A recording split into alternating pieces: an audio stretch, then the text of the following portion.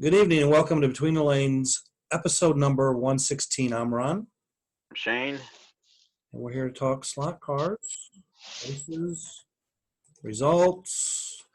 Again, welcome to Between the Lanes, episode number 116. Find us on YouTube. We have 116 episodes up now, some special episodes and some how-to videos. Facebook, Between the Lanes is the page. And race results.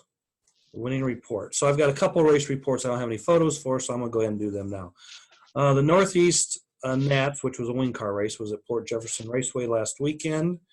And in the one motor box class, Mylan was the winner, Larry was second, Justin was third.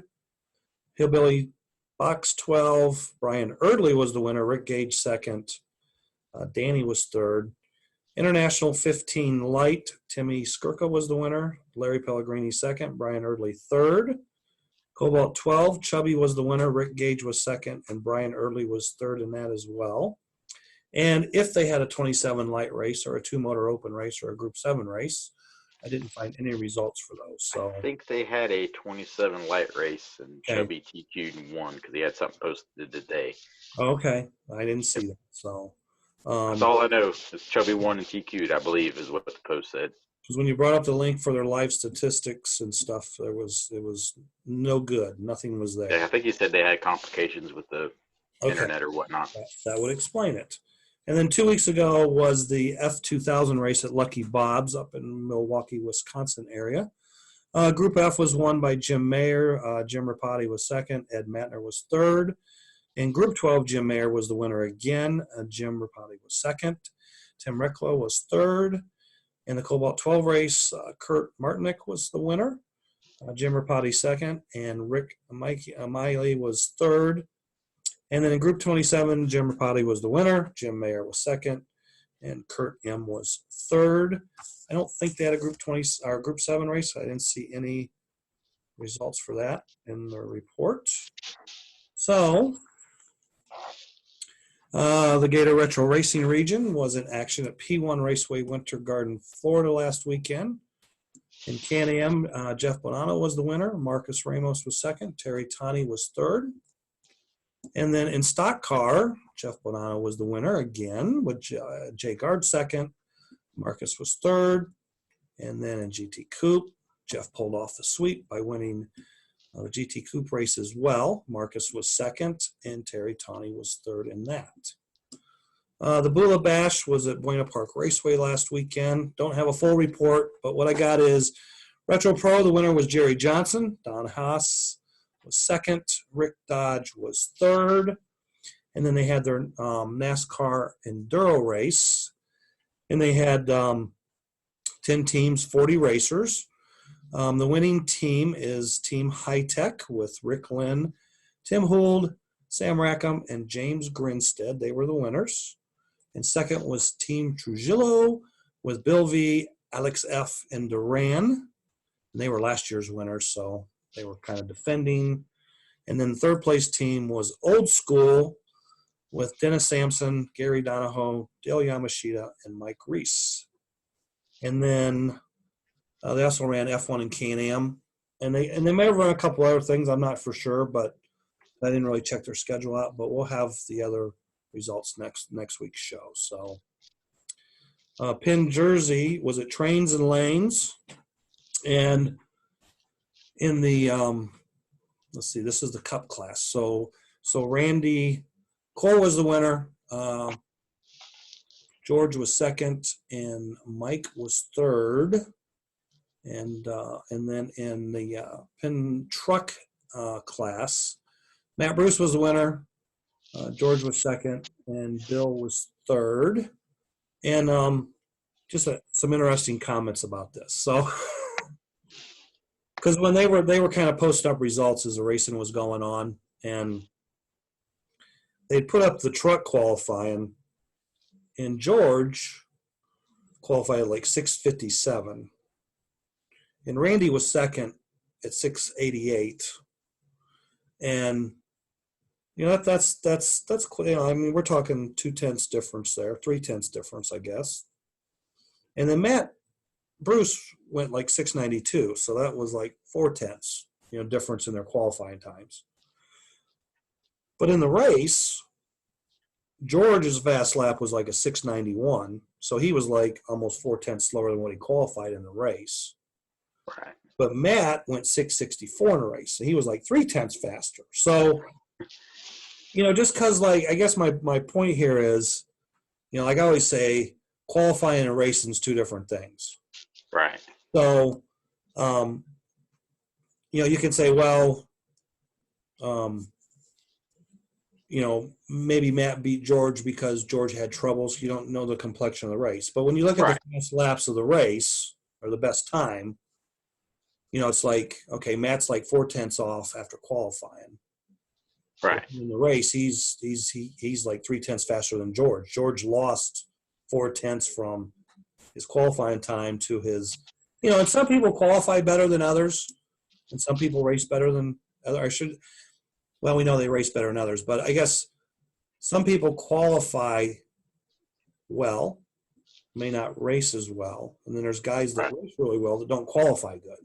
So just because you go to a race and you don't qualify well, don't freak out and spaz out over it. Just go out there and put your best laps down, and sometimes the track comes to you, or you pick up the track better as you race.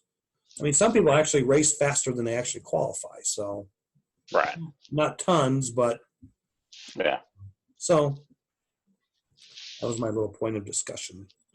And then the OCC was at Washington, Pennsylvania. These three podiums don't change. So in GT1A, and see, there's some confusion because there's really not a race report, and there's GT1B and there's GT1A, and supposedly they didn't really run it this way at this race. I'm not 100% sure. I just talked to one person. So if it was a GT1B podium, I've not seen a picture of it, and I haven't seen a official finish. What I do know is official is in GT1A or GT1 overall, Ricky Bernardo Jr. was the winner, and Greg Mayer was second, and Mike Lear was third. And that was the same finish for also Group 10 and GTP races. So those three were the same podiums, same finishes for three classes. So, and then the Texas two-step retro race was at Dallas Slot Cars. This is an annual race. I think this is about the 6th or 7th annual one, I think. Can-Am was won by Alan Dotson. Ken Stevens was second. Casey Neubauer was third. And then in F1, Ken Stevens in the middle was the winner. Alan Dotson. Okay, so Alan's on the left, Ken's in the middle, and Casey's on the right. So that's like 1, 2, 3. And then for F1, we had the standard podium shot. Winner in the middle, Ken Stevens. Second place, Richard Hoffer on the left. And then third place, Stephen Reed was third. And I don't know, Stephen's a new racer down there. I've never seen him. I can't recall him being any past podiums from down there, but I think this might have been his first podium. So good job to Stephen Reed for that. And that's all I got for race reports. Winner, winner, chicken dinner. And Sunday. okay, so this weekend is the FK Flexi Flats race at Mid-America Naperville. Shane and myself will be there. NorCal Slot Car Racing Association starts their series off this weekend. AWRA is at Concord. The Ohio Oval Series is at Fast Tracks, Fremont, Ohio. Next weekend, the Midwest Spec Series is in action. Mad Fast is at Concord. Shane's going to be there, I think. I'll be there. Florida Slot Car Series is at P1. Buckeye Retro Series is on the Orange Track at HMS. And it'll be the Fall Brawl Retro Race at Speed Zone next weekend. That's like a 3-day event. The following weekend, the 16th, we've got Mid-South at Concord. Shane will be there again. You might as well just get a tent. F2000 is Alpha. Gator Retro Racing Regions in action. Yuska Nats is at Mid-America Bloomington. I got Penn Jersey down. I think where are they at? Speed Zone. And then the weekend of the 23rd, we got OCC at Downriver. We've got ORS at HMS. Retro East is in action. Central Illinois Slot Series is at Bloomington. And Thanksgiving weekend, Shinoda reunion races at Downriver in Lincoln Park, Michigan. New stuff. I don't have any photos of the new stuff, but after last week's show, Pro Slot announced their new Man of War motor, which is a Chinese-made Super 16D motor, armature. It's a D-can. It's a regular D-can.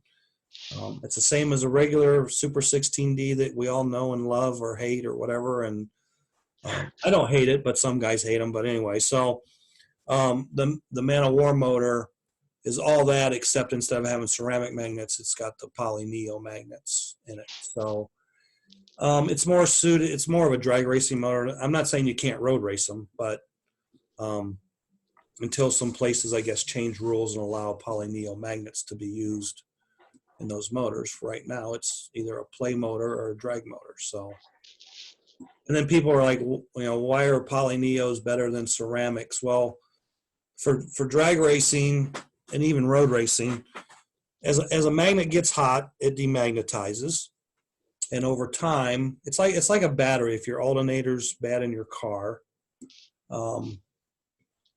you use juice out of your battery, and your alternator charges back to where 13.2 volts. So what happens in a slot car motor is when your motor gets hot, you lose magnetism.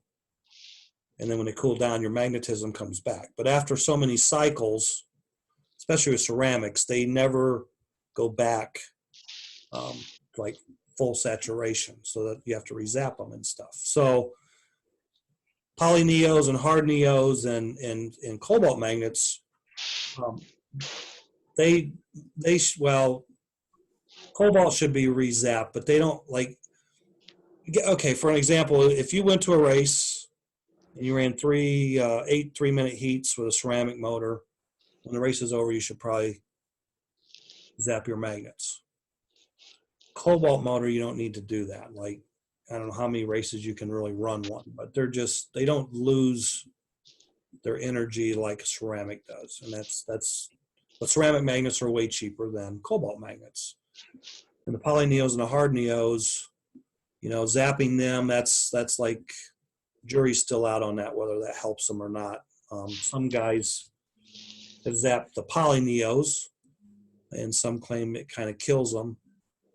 Not dead, but it just makes the motors run way different than they did, and it's usually not for the good. And hard neos, again, I don't know anybody that's tried rezapping them or rezapping them, but I mean, they're just so strong that and so resistant to heat and reduced magnetization that you don't have to really worry about those. So for drag racing, the poly neo is better because you can run more runs with them before you have to remagnetize them, if you even have to remagnetize them. They don't lose their juice, if you want to call it that, like ceramics do. Because I think one time a drag racer told me, like, after every 8 passes, he'll rezap his magnets. I don't know where he came up with that number of 8 runs. Right. That was his formula or his thinking. So. Gotcha. And so the new Man of War motors are out. I'll try and post a picture. And seemed like there was something else new. I guess not. Ralph Thorne Racing came out with a chassis tweaker. Other than that, I didn't really see much new stuff. I think TR Motorplex, TR Products, they have some new interiors coming out. So, pictures on Facebook, that's all I can say. And I didn't I didn't transfer them over to this, so maybe next week I'll put them up. So that's all I got for this portion of the show. So a couple of topics. So I don't know if you've seen the topic on, I don't know if it was a topic, but I think it was Russell Sheldon's page. He had put up a picture of the new Eagle motor. There was a discussion amongst some people about that. And it kind of got into the discussion of built motors versus cheap sealed motors and all that stuff. So I think someone had made a comment. It was either in that discussion or somewhere else that the slower motors make the racing better. So I was going to ask you that question. Do you think slower motors make racing better? I mean, I kind of briefly read over that same discussion. Okay. And my theory, and I think everyone, or I shouldn't say every, I guess my opinion is it doesn't matter what the rules are. Right. Your fast guys are going to be fast. Your slow guys are going to be slow. Right. You know, some people say, oh, well, the cream always rises up to the top. It's like, no, not necessarily. It's just, you know, I mean, you look at these races all over the place and you look who's there. Right. And you can kind of tell, all right, well, these guys should be here. These guys should be here. These guys should be here. Right. You know, every now and again, it kind of gets mixed up, which is cool because I'm all about new faces and new people doing well.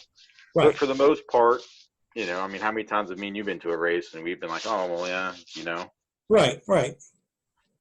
So, I mean, you know, we could be running group sevens. You know who's going to be your top eight. You could run. Okay, so like my take on that comment, I mean, you got guys that like to build motors. Right.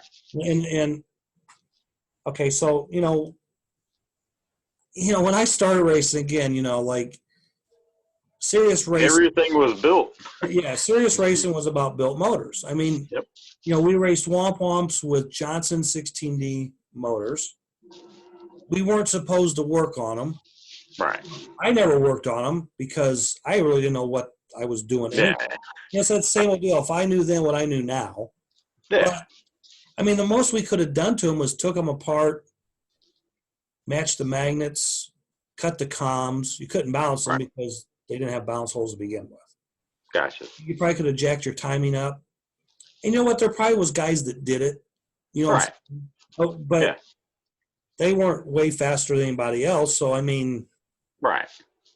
But every class, other than the Womp class, everything was built motors. Right. You know, when I got into it, that's what I liked about the hobby was. Right. You know. So when I went series racing, the only thing that series raced back then was wing cars, and everything in wing cars was built. Okay. Right. So I remember, like, when they started box stock class, the Tri-State USRA. Do you remember mirror motors with the pin tabs in them? Like pin tabs that hold the end bell on? Yeah. Yeah. Okay. So, you know, Tri-State, their rule was you couldn't, or you weren't supposed to remove the pin tabs from the motors. Like they didn't want you to take the motors apart and work on them. Right. But again, that was basically their way of sealing them. Yeah, but it wasn't even sealing them because, you know, you get a pair of side cutters. No, the best thing to use is the toenail clippers. Oh yeah. Okay. Telling secrets here. So you know, guys were taking their motors apart, and they were getting. Question is, did you ever take one apart? Because you knew about the toenail clippers. Sure, I did. Well, because here's the thing: if you had a mirror motor at pin tabs, and you were going to take it apart and build it, it was legal to build in a class. You got to have the nail clippers to get the pin, or like you said, a pair of really. Yeah, kind of like what you use to pull a bent body pin out with. Right, but the nail clippers, you could actually get those out without scratching the paint of the can. Side cuts were a little different. You had okay, so another trick was you weren't even allowed to super glue your magnets in. Right. Okay, so we would repaint our cans and make sure we got a lot of paint down in the magnets and Crevices, kind of build a ledge. just let it leach in there and then Right. dry, and they were just as good as being super glued in. I So forgot all about the days of the yeah, negative magnet always shifted over. right. Well, and back then, I mean, we didn't have nickel plated cans. All the cans were painted. So, Right. you'd repaint your cans, and we'd usually wrinkle paint them. But okay, so going back, like even in that class, you weren't supposed to take the pin tabs out of the motors. So the guys that knew what they were doing, they were taking their motors apart. I mean, it wasn't one or two guys. It was a good old boys club. I mean, Right. and there was guys that had no clue. But then there was guys that had no clue that had motors that ran every bit as good as you knew guys that worked on motors sometimes. I mean, Right. so anyway, but everything was built motors. International 15, 27, opens, The Right. only class that you weren't supposed to build in was like box stock 15 in Tri-State USRA. Now, Midwest USRA, you could take the motors apart and work on them, and you could you use regular in-bell screws and use those. But when you went Tri-State racing for a first year or two, you had to run pin tabs. So then they eventually followed suit with everybody else and let you work on them. But yeah, I don't know. Cheating, I guess it was cheating if you took your motor apart and you weren't supposed to. But at the same time, if you took it apart and you put it back together, you can't tell, like, well, were they out or were they not out? I mean, all days before we had seals. So, and back to those Johnson 16D motors, I mean, you just had two bend over tabs that bent over, caught the end bell. Right. And a womp in a good head-on wreck, you'd stop and your can would come off the motor. So you'd have to put on there and bend the That's tab. what fall out. So not the speed, it's the sudden stop that kills you or knocks your motor can off. So anyway, yeah, and again, it was all, wing car racing was like the only series racing. And then, we started running flexi cars, and everybody had like, okay, when they started running flexi cars in Tri-State, they had such a problem with the Chinese arms at that time. Like the Parma arms were horrible. So that's when Mira made the Challenger armature, which was a replacement armature for 16D motors. And then they sold just armatures. Well, then Mira went and made a whole C-can motor with Challenger arm in it. But most places didn't adopt that right away. So you would take a Parma, 464 motor is what they were called. They was like the motor before the Death Star. Right. And we'd pull those apart and we'd put Challenger arms in them. And then there were some places didn't allow Challenger arms, but you could take the motors apart and you could true the comms and match magnets. And that's kind of what was really big for a long time. But again, it was built motors. When places started running series for flexi cars and that type stuff, it was, again, built motors. Because I think it was just easier. I mean, I don't know the mindset of all the organizations, but I think it was just easier to let guys work on them than try and police guys not working on them. Right. And we hardly ever had. I can only remember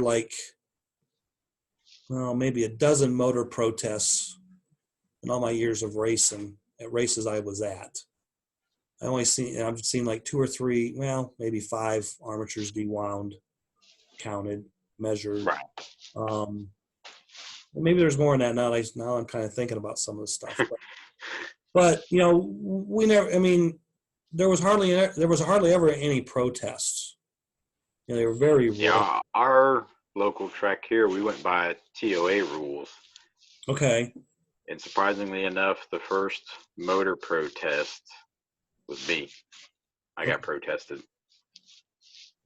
So then over time, the play fit motors kind of came in vogue. And it makes quick turnaround a lot easier. Quick turnaround meaning? far as like the new motors, everything's sealed. You know, Oh. 'cause you don't have to worry about balancing. You don't have to Yeah, worry yeah, about. you don't have to have a You motor know? program. Yeah, you don't have to have a Yeah, motor program. yeah, Right, right. So, of course, when the PlayFit motors, when they first came in vogue, probably in about 1993, 94, they didn't set the world on fire right away. And then by the late 90s, I think is when JK came out, like 99 or so. JK came out with the Falcon, the original Falcon motor. And he started putting in ready to run cars. And that's what really made that start to take off, because Raceways would get in cars, say this, we're going to race a class of these cars. right. You can only run these motors. And then, some people thought that was great racing, other people didn't. So over time, it went from, like 100% built motors, or 90%, 10% to 80-20 to 50-50. Now it's like, it's like 90%. We had one class, like with Mid South, we allowed a Hawk motor, or you could still run a built 16D. Right. And it was like you said, the beginning of the season, there was guys who were like, we're running built stuff. Right. And then by the end of the season, everyone was running Hawks, because we found that if there was a lot of track calls, that coast, Right.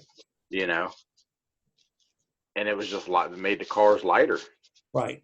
Yeah, it made them handle better. They weren't really fast around Yeah. the freeway, they just handled better. Yeah, it just seems like if there was a wreck, all the built motors, you'd see them. Right. All the other ones, they'd roll a foot, 2 foot. You don't Right. see them a lot, but over 8 heats, if there's a lot of track calls. Right. So then the other argument is, well, sealed motor racing is cheaper than built motor racing. Okay, that can be argued till the cows come home, because, if you build a lot of built motors, yeah, that can get expensive. Right. But when guys buy 10, 20, 30, 40 sealed motors at a time, Right. that gets expensive. You know what I'm saying? Right. So, yeah, I don't say we've had this discussion before. Right. Where, yeah, I don't think there's a right or a wrong answer. Everyone's got their opinion. Yeah. Just do what your race program can afford. Yeah, and whatever your rules, call for. Yeah. So, if you want to invest in built motors, invest. If you want to invest in sealed motors, invest. Right. Any true rate, it's just like you said, it can go either way. Right. So then another topic was, I seen this video of a guy running the Ecto. You probably seen it on Slot Car Race Talk. He was running the Etco ambulance from the Ghostbusters. Oh yeah, yeah. So this guy out in Massachusetts, whatever, I can't think of his name. I should have wrote it down. He built this slot car with that body, Right. got all the working lights. It's just really cool. And he was running on the UK, or not the UK, the American Black at Modelville in Ashland. Making a couple laps with it. And it's really cool to watch it go around. And I shared the video over to Slot Car Race Talk, and one comment was, this is a reason slot car racing's dying, because we don't have people coming in and just having fun or playing at slot car tracks. And, right. I'm like, racing's not dying. Yeah, it gets slow and I guess weird at periods of time.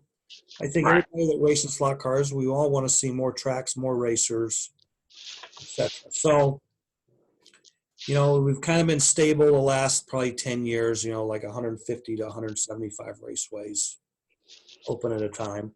Right. I don't really have any idea how many clubs are out there. We could have half as many clubs today as we did 10 years ago, or we might have. There's supposedly a club in Columbia, which is right at maybe an hour to an hour and a half from me. Right. I have no idea where it's at. Right. I have no idea what they race. Right. I'm sitting there thinking, is the track nice? Like I said, it's an hour and a half for me if it's cool and guys show up. Right. And there's a lot of and there's a lot of commercial raceways that are more or less clubs. Right. Because of maybe their location or their hours. They just don't get walk-in. They're not in areas that you get walk-in business. Right. But we call them raceways. Nothing wrong with that. And the thing is, like, okay, so the comment was we just don't have enough people coming in and doing fun things like that. And it's like, if it wasn't for racers, slot car racing would die. Okay, so, I mean, we call it slot car racing for a reason, because we go slot car racing. Right. And tracks are open and available for anybody that wants to go on and have fun like that. Again, two problems I always see. Raceways struggle to get people to come in the doors to begin with, no matter what location they're in. They can be on a busy street. They can be in a mall. Right. They struggle to get people in their stores. Once you get them in the stores, it's hard to get them hooked and retain them or have them as repeat customers. Right. That's the biggest retention and repeating. Probably the biggest thing is just to get a repeat. Right. Because one of the tracks down here was in a mall, and there was constantly people coming in. Right. And he was making great money on rentals, but like you said, he wasn't picking up any racers. Right. Because see, rentals is the hardest thing to like get repeat on. Okay. I mean, and a lot of raceways have birthday parties. Right. You have all these people come in for these birthday parties, but then they don't get really any return from it. They might get another party or something. Right. If you get 20 kids into a party, you would think that you might get 3 or 4. They're like, Dad, I want to buy a car. They buy a car and they come back every week and either rent time or maybe get involved. It just don't happen. Like it, and don't ask me why, but it just happens. So, but people like, I've always been a slot car racer. I never wanted to build a car just for fun.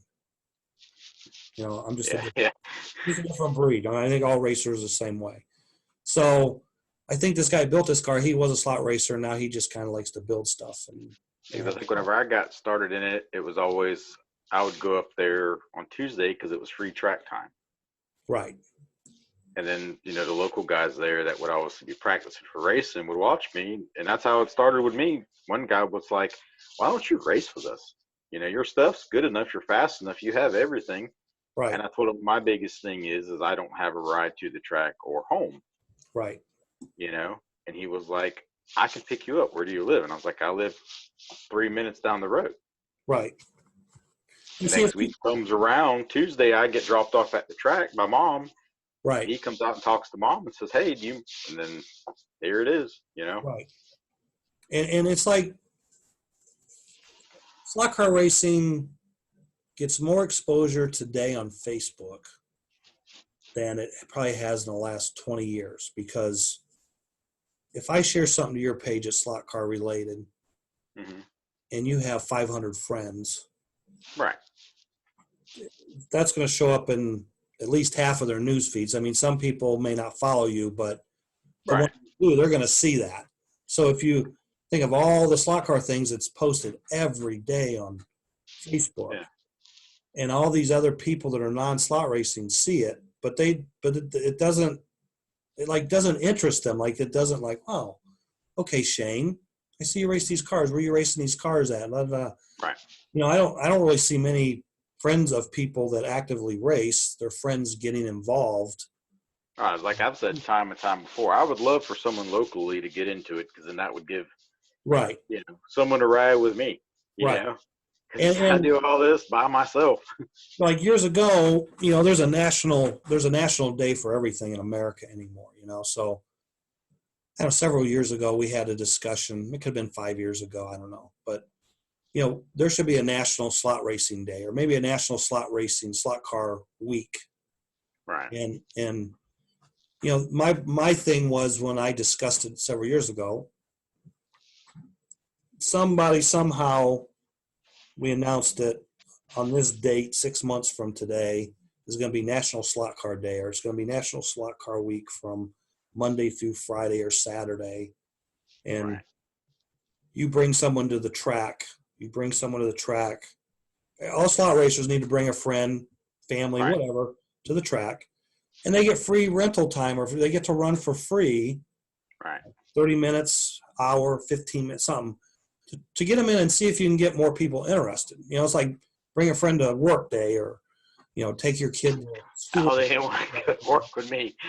Right. You know what I'm saying? So I don't, and that was a pretty good discussion, but no action ever became of it. So, I mean, they have a national day for everything. I mean, I'm sure today's a national something day if right, you right, look at, right.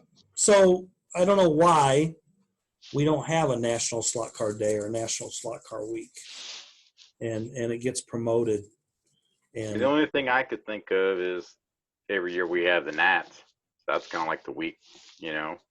right, But it's not, you but can't bring your friend to that to let them right, get free track time, right, stuff like that. right. So if there's 150 tracks out there and 10 guys from each track brings in 10 more new people, it exposes it to another 1,500 people. I know it doesn't sound like a lot of people, but expose it to 1,500. And if you bring in, maybe you'll bring in 3 or 4 friends. But it's not limited to just bring in one friend. Right. Bring a carload in, and we'll let them play. Right. And maybe, if you brought in 1,500 people and you got 25% of them to get involved, Right. well, that's 375 people that we didn't have before. Right. So things about National Slot Car Day. Yeah. No, I mean, that's just like some of the local tracks. Right. I think when Randy first got moved and I talked to Randy, I was like, dude, why don't you go to like Boy Scouts clubs? You know what I mean? You just hand flyers out and just do stuff. I think I seen where I guess they're handing out candy tomorrow. And I think on the little slip it says redeem this for 30 minutes free track time. And it's just like, all right, that's an idea. And that was an awesome, like I seen that too. And I was talking to another Raceway owner and they mentioned, I said, that's an awesome promotion. Now, Randy's he's in a situation where they have that big trick or treat parade right there in downtown Concord. Yeah. I mean, you see how busy it was at the Flexi Flats during Christmas. How many people were in there? Right. That place was door to door. So last week in our town, we had it was actually Monday night because it was supposed to be Saturday and it rained. They changed it. So the Anderson Police Department put on Trunk or Treat. Yeah. And they had, I don't know, they probably had 3,000 people minimum. And they were, I guess I've never paid attention in the past years of this, but it was just a block down from my place. They had them lined up a block north and then 2 blocks west and then 2 blocks south. Like that was the line. And that line was that long for like 3 hours. Right. People walking around. Well, they were in line to come around and go down and get their free candy. Gotcha. So if there was a track here in town and you handed all them people. Yeah. Or had your doors open and they walked by and looked in. Well, if the track was right there, right, yeah. But I'm just saying that's a heck of a cheap promotion. Yeah. To try and get people in your raceway. Yeah. Now, Randy and them might hand out 700 coupons. And I think if they probably got 70 of those people to come in and use them, that would be great. Yeah. You're not going to get 100% return on that. Figure get 70 people come in there, and out of that 70, 35 of them come back again. Then out of that 35, 10 of them say, hey, this could be a cool hobby. Right. Right. Or you can get 10 of them to spend $10 a piece. What matters is what kind of candy you put in the bag, because if you put the cheap candy in there, then if it's the good candy, then So, I mean, everybody talks about how can we make slot car racing bigger, national advertising, this and that. You can't national advertise if you only got 150 retail locations. Okay, so. I mean, that you don't really have to because there's so many other opportunities that it costs nothing. Right. So it's all about how much power of yourself do you want to put into it. Right. You have to promote your business in your locality. Okay, national advertising is not going to help anybody where there's no slot car track.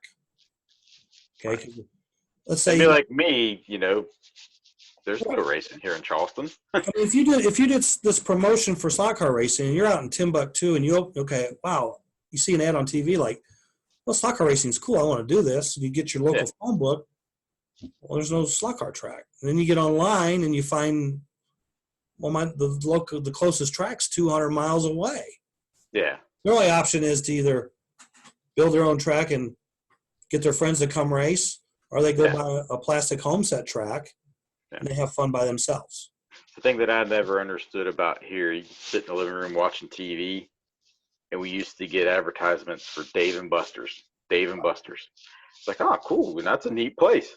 Yeah, this is back when I was in a relationship. I was like, I wouldn't mind, having a date night and go in there, eat, have a couple of drinks, play video games. All right, let's pull it up, see where the closest place is. Atlanta. And I'm like, why?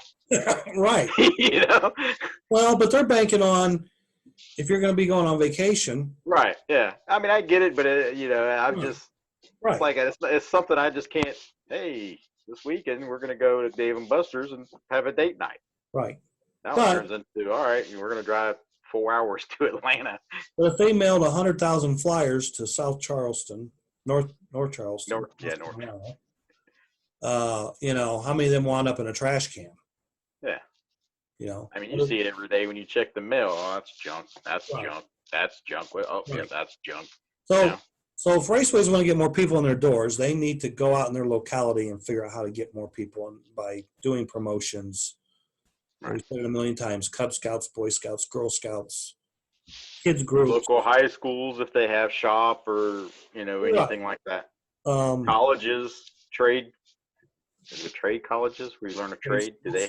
Yeah, trade schools. Right. Not everything's going to be successful. Not everything's going to work out like you might envision it, but hey, you never know. Do something's better than doing nothing. It's like that post you see sometime on Facebook where it shows 4 garages, and underneath the garages it says Google, Amazon. Now look at them. And the other thing too is like, we need to make it grow. Yeah, I agree. We need to make it grow, but the only way you can actually make it grow is to open more raceways in places where there's not raceways, or in areas that are big enough to support more than one raceway. Like you look at Chicago, for example, the greater Chicagoland area, there's like 2 raceways, maybe 3 if you want to throw Rockford in there. Yes, I didn't even know there was a raceway in Rockford. The only 2 raceway, or 3, I guess, is Bloomington, Rogers, and then Mike Swiss is down the road. Right, and then there's a couple smaller like club type raceways. They're open to the public. Yeah. But, you're talking millions of people, and just 3 what we would call commercial raceways, for example. Right. And they struggle to get people in their doors. And I'm not saying that they don't do anything to not get people in their doors, but people just don't flock to the slot car. I guess too, it's like me and Bobby talk sometimes whenever we're traveling. The biggest thing nowadays is just, technology. Kids don't want to do like they used to do whenever I was growing up. Okay, so over all the time I've been in slot car racing, in the 80s it was we can't compete with the arcades. Right. And in the 90s we can't compete with the video games. And then in the thousands it was we can't compete with the computers. Right. And now in the teens it's like we can't compete with the smartphones. Yeah. Problem is today we still compete against all that because none of that's went away. There's still arcade games, and if there's not an arcade game, then there is a Xbox game for an arcade game. Yeah. Video games. So you still got to compete against video games, mainly video games, the computer, internet, smartphone / internet computer. Yeah. It gets worse and worse as time goes on because that's what catches everybody's attention and has everybody's attention. We're transmitting through this technology. Oh yeah. So it would be what may be cool is if they ever come up with like an actual like slot car app.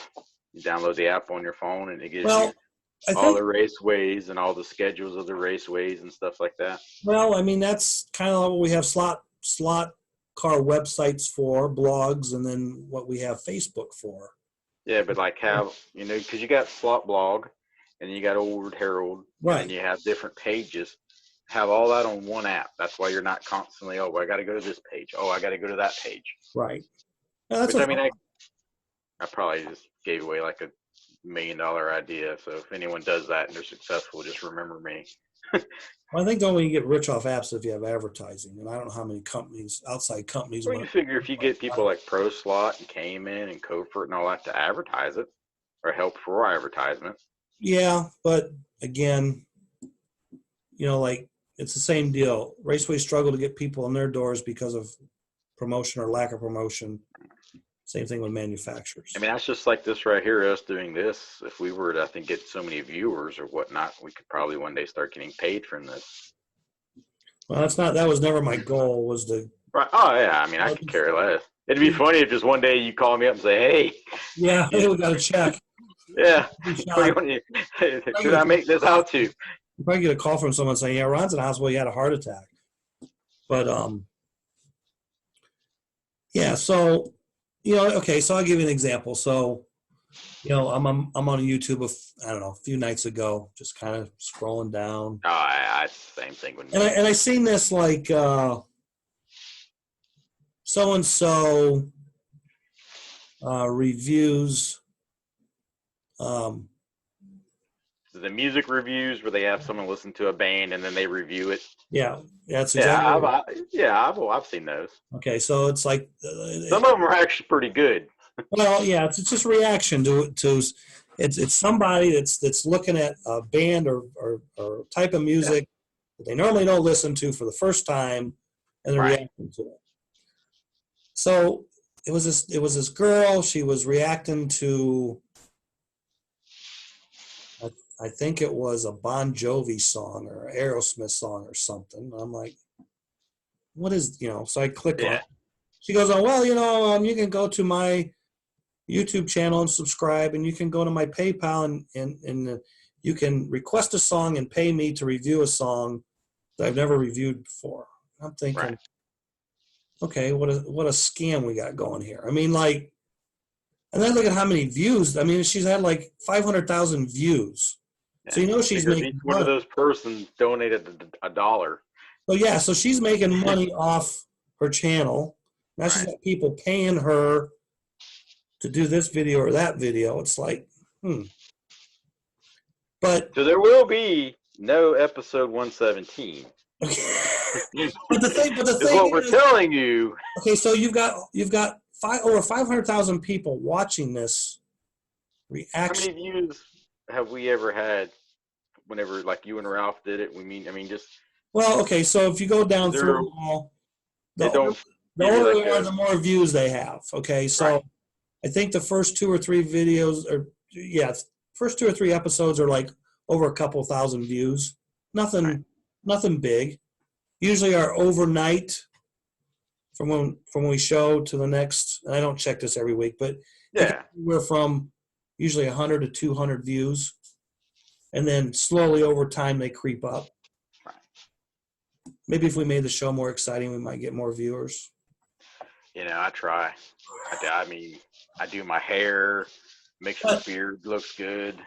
And we'll talk more about this in the next couple of weeks, because there's a couple of other videos out there that are about slot car racing that have got. Maybe what we should start doing is tracks go live, have live feed of their races, and then me and you get together and do a show reviewing the race as to what we think person could. It's an idea. And you pay us $1 to watch the race you were in, and we could say, well, this turn right. Yeah, I never thought about that. Sound like Walker. I never thought I'd say that on this thing, but Walker'd probably be actually pretty good at it. But it says something too. I mean, if more raceways out there, had got their Facebook pages. I don't know if every raceway has a Facebook page or not. It's free. I was gonna say it's free. Check and I don't know how you get on, like, GPS. Like, if you type in slot car tracks and GPS, like it might. I've obviously never did because I kind of know what I got around me. Right. Yeah. When you go on, you go on restaurants and pubs and. All right, so let's just. I said I can't do it because. Hey. All right, so searches slot car. Are you underneath the Google Maps? Raceway. Yeah, I'm on Google Maps. Search. Okay, so like Mark's Model World comes up. Yeah, but see, it'd be a better way of doing that is because you got a local restaurant, right? Yeah.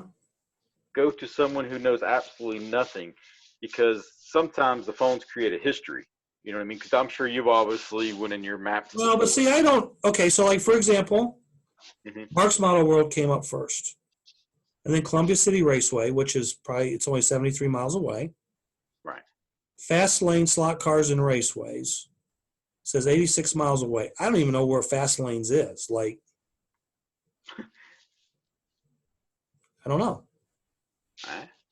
Then we've got. Okay, never mind. Because I know from there you can actually click on it and it takes you to a website. I'm just Okay, Northeast wondering. Slot Car Raceway, which is 338 miles away. I've never been to Northeast Slot Car Raceway. Did you know it was there? Yeah, because um, they have OCC and Penn, Ohio races there. Gotcha. Tri-State Slot Car Raceway permanently closed. Now Yeah, I just had some memories come up you on can Facebook from that. sort by distance. So Columbia City Raceway, Fast Lanes, Thaser Raceway, South Bend, Mid America Raceway, Naperville, Dad Slot Cars, which is up in Illinois, which I think is closed. Hot Slots, I believe that's up in Michigan. Cloverleaf Racing, which is 1/32 scale racing. Mark's Model World, Lucky Bob's, Alpha Slot Car Raceway. So, I don't know how. I don't know if this. I don't know where Google Maps gets this stuff from, or is I'm this, sure. or is this I something mean, you? it's all like repetitive. You know what I mean? Because it's like a search bar history. You know what I mean? Okay. When you go and you punch in like SH, Okay. you know what I mean? Things you've searched over the whatever. That's why I was saying it may be more interesting to go to someone who, because I'm sure you So may have made. tomorrow, so tomorrow I will go to my neighbor who Yeah, doesn't exactly. Yeah, Champion and Slot just see. Cars Raceway. Okay, so Northeast Slot Car Raceway came up again in distance. Turn and Burn came up. I've been there. Archdale's came up. I've never been there. Atlanta Right. Slot Car came up. I've never been there. The Slot Car Track Concord, I've been there. Speed Zone, I've been there long before I ever had. Mid Hudson Slot Car Raceway. I don't even know where this is at. Yeah. 'Cause, I mean, after this, honestly, I'll probably go on mine and I'll just punch in slot car raceways and see. And then Pacific Slot Car Raceways. Okay, so and then if I do open now, Columbia City Raceway's open. Raceorama, that wasn't in the other two. They're open now. Hot Slots, Mark's Model Car World. I mean, so top rated, Columbia City Raceway, Hot Slots. These are based on the star rating. Yeah, people can go in there and give like Google Yeah. reviews or whatnot. And then visited, like I said, okay, I've been to Mark's Model Car World, Slot Car Track I've been to. Those are only two that have come up where I've visited. Now, I never posted I'm at those raceways, but maybe I was tagged or Yeah, someone I'm there with so and so. Oh, haven't visited. There's a Columbia City. That's a lie. I have visited that. Hot Slots I haven't. Turn and Burn I have. Speed Zone I have. Fast Lanes I haven't. Slot Mods, which makes the slot car tracks. Northeast I've never been there. Atlanta I've never been there. So again, if you're a raceway, you need to find out how you can get feature. You come up in a local GPS. yeah, sir. Right. Yahoo Maps. And, Yahoo, Google, or whichever. right. So, yeah, I mean, yeah, raceways just need to try and get more people in their doors. And I think there's a lot of free avenues out there, but you got to do some research and a little, not dirty work, but you got to do a little work to Yeah, I mean, figure yeah, it out. And, maybe ask one of your local kid customers, like, okay, how do I get myself into Google Maps searches or whatever? right. I don't know how to work my smartphone, but hey, 5-year-old kid, how does it do this? No, it's funny you say that because, obviously my brother, he has 4 kids. And he said they got games and all that for Christmas. And he was having a problem with one of the games or whatnot. Yep. Went to YouTube, and he said, I never thought in my lifetime I would have an 8-year-old kid recording himself on YouTube, Right. walking me through this. And Right. it actually worked. And he said it worked. I was like, yeah. He's like, yeah. He's like, step by step, followed it. Everything was good. And Boys see, were playing. that's another thing too, like you have to get your raceway in that category of fun places to go or fun places to go and do or see Right. and do or whatever. So, again, you can have a Facebook page, but to get people in your community to see that, I don't know how. Maybe you go to your local travel tourist bureau or something, or share yourself to that page or like that page. Or go to hotels. You know how when you walk into hotels, you get that Right. stand of things Right. to do in the area? Yeah, you could probably They got like a pegboard. Right, you could probably put some kind of free flyers in there. Yeah. Or, I mean, the biggest thing is like North Carolina, for instance, every Sunday after church, Mm-hmm. we used to go by all these restaurants, just, all right, where are the hot breakfast and restaurant spots? Right. You know what I mean? And just go to churches and hand out flyers at churches, just. And another thing is you could do. We could do a 4-hour show plus on, Right. there's just so much stuff out there you can do. Right. And some raceways have videos on YouTube where they went in and showed their raceway and the tracks they featured and things like that. So you put it on YouTube, and then you put in a links, links or keywords like fun things to do in Atlanta, Georgia, or Attractions. Cool stuff to do, attractions, things like that. Yeah. And if people go into YouTube and say, okay, fun things to do in Atlanta, boom, that should pop up in the search. Another thing, since we've kind of talked about YouTube, what I'll do sometimes is go into search bar and I'll just put in 124 slot cars. Right. And you'd be surprised how many videos. There's videos, but it's all old videos. Right. Why don't if you go, I don't know how hard it would be, but like if you did have live feed on Facebook of a race, how hard is it to share that to Facebook?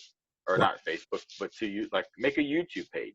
Right. Did it cost anything to make this YouTube page, or was it just basically make an account and there you go, have at it, boys? To account on YouTube? Yeah. You just have to have a Gmail email address. But I mean, as far as any kind of money, nothing? No, nothing. It's free. Totally free. Yeah. You know what I mean? Right. And I was just, Right. Like I said, there's a lot of ways to promote your business, not just a raceway, but any business. All right. But you got to figure out how to do it. I can't tell you how to do it because I haven't. Oh, yeah. I mean, like we're doing right now, we've thrown out probably 10 to 15 ideas, and some people may be watching the show saying, done that. I mean, believe it or not. Done. And then there may be that one track owner's like, I never tried that. Hey, cool. Let's, Believe it or not, there's a lot of, there's probably a lot of slot car racers don't even know about this show. Oh, yeah. Okay. So, and that's okay because I haven't tried to totally go out and share it everywhere on Facebook. Yeah, because I think you share it. I share a page. And then sometimes I'll share it. Right. And then I'll share it to my page. Right. So, I mean, that's just like right here. I'm just thinking, another great place to advertise a bowling alley. Right. I mean, every little town has a bowling alley. I'll tell you a story about that. When the raceway I started racing at in 1981, they were open for about 2 or 3 months, and the owner went out and had 5,000 flyers made up, which would have been 4 by 11. I still have a flyer. I should dig it out. And it said, and they had two raceways in Fort Wayne, and it was like, slot car racing is back. Right. And have fun at or something like that. It had the addresses and the phone numbers of the 2 raceways. 5,000 flyers. What did we do with those flyers? We went to the bowling alleys for about 3 or 4 days straight, and we put those flyers on every car in the parking lot. Right. You know how many we got back? How many? 3. Okay, but All right. Well, maybe that wasn't a good idea. but those 3 people that came in with those flyers spent some serious coin and became serious racers over time. Right.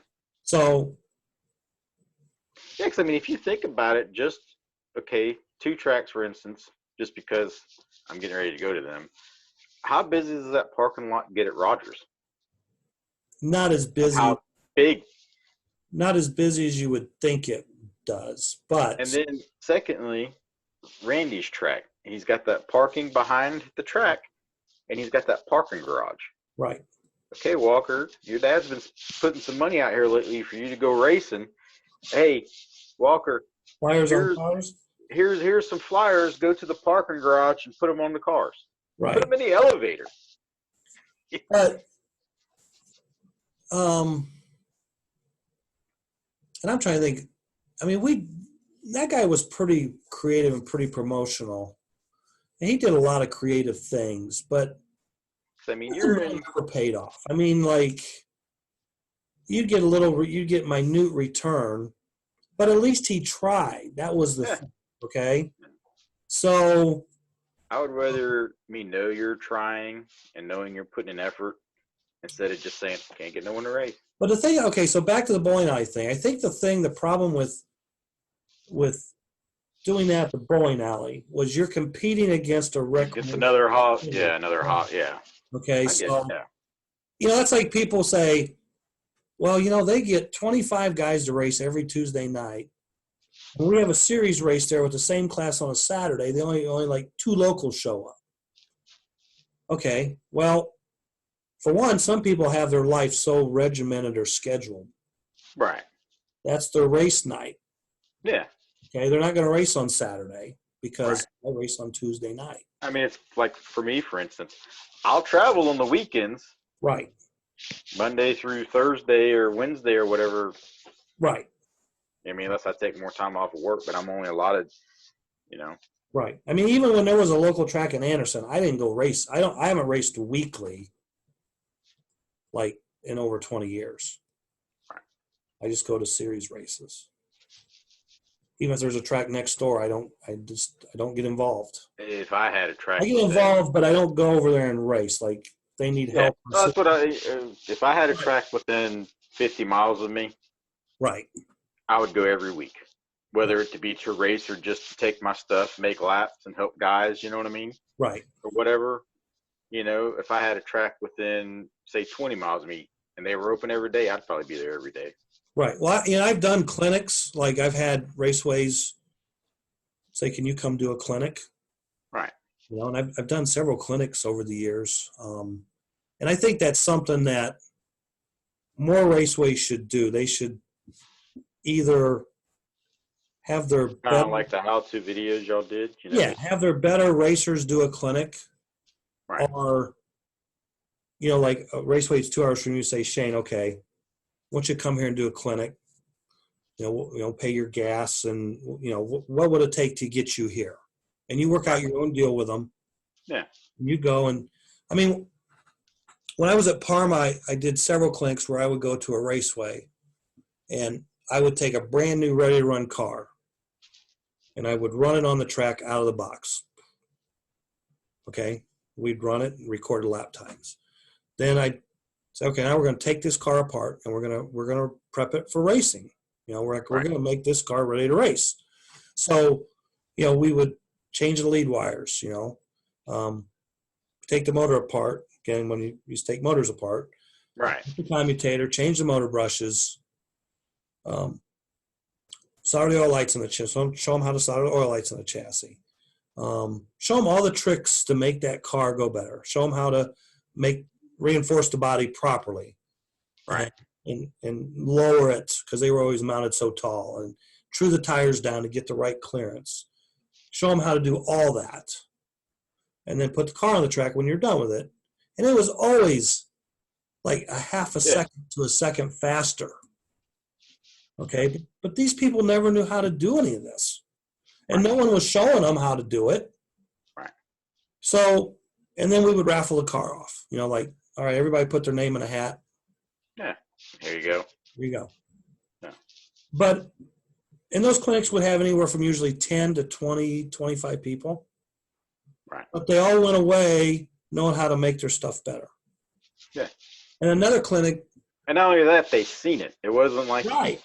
you know, it's none of this, oh, well, he's cheating. You just watched it. Right. And then while you're showing them how to do it, you explain it like in common sense. Like, this is why you do this. And then, I always tell everybody, if you have any questions, jump in and ask a question. Like, don't be afraid.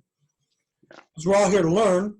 And I might learn something from you. Okay. Like, you ask me a question like, wow, I never thought about that. But, and another type of clinic I did was, I told the race winner, I said, tell all your guys to bring their cars. And what we're going to do is they're going to run their car and we're going to record their lap times. Right. And then I'm going to run their car and record my lap times. Then I'm going to tell each one of them what they need to do to their car, what I feel they need to do to their car to make it handle better, go faster. You say, you've done that before. So each it was like a case by case basis with like 15 guys. Okay, like, okay, you need to go and put some lead here, or you need to trim your body in the front, or change to a different tire. So everybody worked on their cars. Then they came back and they ran their cars and we recorded their time, and I ran their car and recorded the time. Now, what was interesting was in every case, I went faster with their car initially, not because I was just a better driver than them, let's say, okay? So, but there were some guys that were good drivers, and I wasn't that much faster than them with their own car. Right. But after they worked on their car, after they did what I told them to do with their car, not only were their cars faster, but they could run their car much closer to the time I did. Right. And it improved all of them. And then, like I always say, if you hand me your car and I go 2/10 faster with you than you do, that 2/10 is on you. Well, it's just like, last year, Rogers Flexi Fiesta, I wasn't going to run the flat track. Right. You were like, you built the car, why don't you run it? What did I do? I told you, well, you run it. Let me see how you do with it and see how close I am, Right. And then you were like, the car's pretty good. Anything you think, nah, all right. And then I started running it and getting a feel for it because I seen what Right. Because I was, about 3/10 faster than you or something? I think at the beginning you went like something 5, and like the best I could do was an 8. Right. So and I think when it was all said and done, I think I was like right there with you, and you were like, "Oh, there you go." You got there running it, and then I ran and I went faster, and I said, difference. It's on you. Like now you gotta drive and get those. Yeah. There was really nothing to be done to make your car faster. Yeah. I just had to watch. You know what I mean? So you watched me run it and kind of picked up some points, but then you got out there and you ran it, and you kept gradually getting better with it. Because that was on you to do that. I cannot. The hardest thing is to tell someone how to drive a slot car. Like, you got to like feel it. And I can remember there was one track. This was back when like me and Trace were traveling together or whatnot. And Trace was watching me. He's like, "Why are you blipping that?" I'm like, "You don't have to." And he's like, "No." I was like, "All lanes?" He's like, "Wide open." I never would have knew it. I looked at it and I'm like, "There's no way." I think I told you, or we talked about this on the show after the FNRS race at Carl Hoffhein's at Raceorama. Mm-hmm. Like it was a paper clip, and I'm always blipping coming around the top turn. So we're qualifying the GTP cars, and I'm watching Uncle Bob, and I'm like, he's blipping the top turn, like. So I went over and I'm like, "You punch the top turn?" Yeah. He's like, "Well, yeah, on green and white and red." And I'm like, he goes, "Aren't you?" And I'm like, "No, because my rhythm is blip, micro blip." You know what I'm saying? Like at Durham, whenever we used to race at Durham. Right. So I come up and qualify, and I'm like, I'm blipping it, and I'm like, okay, next lap I'm going to hold it wide open. and I went through there. But then it threw all my timing off, Oh, the rhythm off, So it took a yeah. couple of laps to adjust, and I don't know if I ran my fastest lap blipping the top or going wide open through the top, because I was not really listening to the times, but Yeah. I want to, but anyway, yeah. So yeah, again, sometimes you do things that, how should I say this? You're not doing things that you should, but sometimes you have to kind of maybe watch the others and see what they're doing. Becomes habit. Because see, like, for instance, Durham, you went through that one turn that took you down the lower to the kink. Yeah. I knew my car could go through there wide open.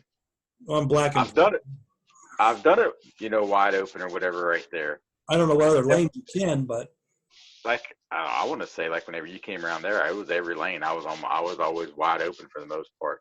But I always subconsciously, whatever the word is, blipped, because if I went through there wide open, it got me to that kink so much faster. It just screwed my timing up. So I'm just like, I'm blipping. Right, because I knew you could run certain lanes wide open, but I would still do the micro blip thing because it was just in my rhythm. Yeah. And the way you see is if it's in your rhythm and you're still within, striking distance or within time, then go with what's comfortable. I mean, sometimes a micro blip is just a good insurance policy. Yeah, especially on that track with the red lane whenever you come in front of you on the panel. Right. Well, and because so many times over the years, you're running like on a king track on red and you're punched in the finger on red. And it goes through. And then like the fifth lap, it just comes out. Ow. It's like, well, I should have just been blipping and I would have never came out. Yep. But I lost more time when I came out and the marshal had to get it in. Yeah. Then if I lost more time doing that than I would ever lost blipping every lap. But sometimes it's like, and if you blip every lap, maybe you could have went every lap wide open. You know what I'm saying? Yeah. Like the weirdest thing ever was whenever the very, very, very first time I went to Tracy's. Right. GTP cars was wide open. I was like, all right, I kind of figured that. But then like 4-inch NASCAR, right. Wide open with 2 blips maybe. And I'm just like, that's kind of different, Well, I'll never forget going to Tracy's and running my GTP car on red, and it's like I'm blipping just a dead man. And I'm like, I know I can probably go through there wide open because I just keep going deeper and deeper and deeper and deeper. And I'm like, I know it'll go wide open, but I'm just afraid to do it. Like, GTP. So I can remember there. I told Terry, I said, you know what? I'm gonna do this. Stand in it. And I was like standing there, and I go, here we go, and I just turned sideways. Like I didn't want to watch it if it hit the wall. He went right around there, and he goes, oh wow, and I'm like, but I ain't racing that way because I mean it takes off one time and. Yeah. You're going to get hurt when they hit you over there because they're. Yeah. So yeah, I think it was like. Like I used to always tell people, that was red and white, and all the other lanes was wide open to the dead man. Talladega. I used to always call that track the Talladega slot cars because if you weren't running wide open and your car couldn't go wide open, you're going backwards. You need to work on it. Yep. So. Okay. But as in your great words, that's all I got. That's all I got. Getting late. I got to catch a flight in the morning. I know you do. So we're going to get out of here. So if you were going racing this weekend, have fun. Be safe. Good luck. Travel well. Shane's going to be in the big sewer pipe in the sky. Yep. Big Bird, as Walker called it when they went to England. Yep. So until next week, episode 117. Thanks for watching, and we will see you next week. And the secret word of the show. I got one. Okay, go for it. I was going to just say advertisement. Yeah, or advertising. Yeah. Promotion. I like it. The word. Promotion. All right, till next week. See ya.